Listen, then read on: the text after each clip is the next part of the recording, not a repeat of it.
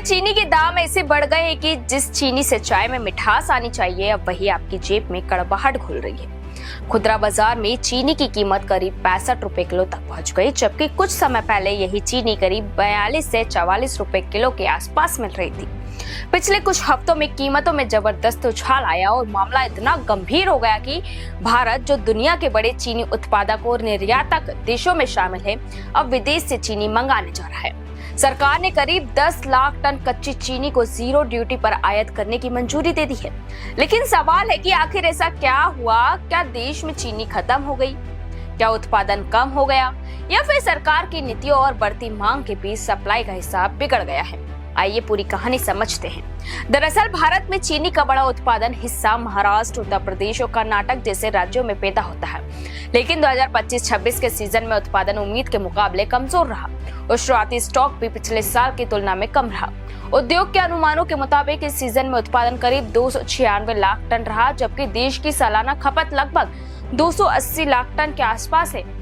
यानी कागज पर उत्पादन खपत से ज्यादा दिखाई देता है, लेकिन शुरुआती स्टॉक कम होने और उत्पादन में गिरावट ने बाजार को काफी टाइट कर दिया है। इससे ऊपर एक और बड़ा फैक्टर है एथेनॉल। गन्ने और उससे बनने वाली चीनी का एक हिस्सा एथेनॉल उत्पादन में डाइवर्ट किया जाता है। पेट्रोल में एथेनॉल ब्लेंडिंग बढ़ाने की नीति के चलते गन्ने के इस्तेमाल का संतुलन भी बदलता है। यानी जो गन्ना पहले पूरी तरह चीनी बनाने में जाता था, उसका कुछ हिस्सा अब एथेनॉल की तरफ जा रहा है। इससे बाजार में उपलब्ध चीनी का स्टॉक प्रभावित होता है। लेकिन कहानी में निर्यात भी महत्वपूर्ण है। सरकार ने नवंबर 2025 में करीब 15 लाख टन चीनी के निर्यात की अनुमति दी थी, जिसे बाद में बढ़ाकर करीब 20 लाख टन किया गया और रिपोर्ट्स के मुताबिक एक्सपोर्ट रोकने से पहले करीब 8 लाख टन चीनी बाहर जा चुकी थी। अब जब घरेलू बाजार में स्टॉक पर दबाव बढ़ा तो सरकार ने पहले मई 2026 में 30 सितंबर तक चीनी निर्यात पर रोक लगा दी है।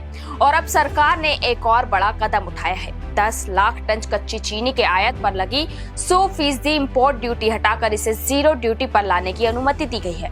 यह आयात 31 अक्टूबर 2026 तक किया जा सकेगा।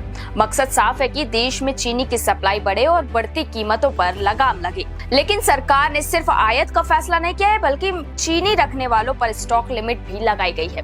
सितंबर से नवंबर के बीच 10 टन से ज्यादा मासिक खपत करने वाले बड़े खरीदारों को सिर्फ 15 दिनों की जरूरत के बराबर स्टॉक रखने की अनुमति होगी।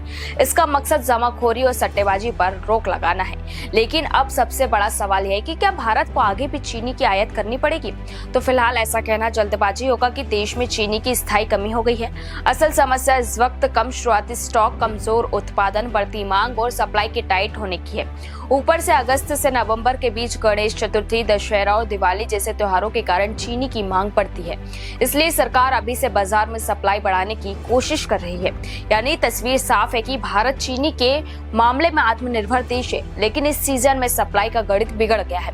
और यही वजह है कि एक तरफ चीनी 65 रुपए किलो तक पहुंच गई और दूसरी तरफ सरकार को करीब एक दशक बाद कच्ची चीनी आयात करने का फैसला लेना पड़ा है।